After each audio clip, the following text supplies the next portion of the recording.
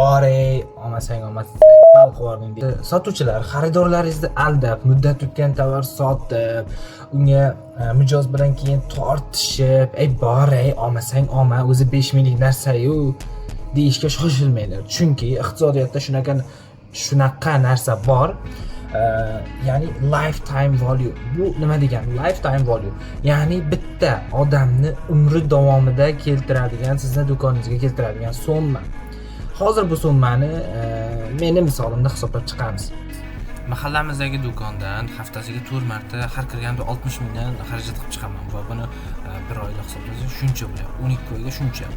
Agar 5 yil bu yerdan bozor qiladigan bo'lsam, mana shuncha summa chiqyapti. 57 million 600. Bitta talaba bitta do'konga 5 yil davomida 57 million 600 so'mma keltirish mumkin. Voy, bu summa sizlarga yaxshi muomala qilishga arziydimi, yo'qmi? Kommentariyada yozib qoldiringlar.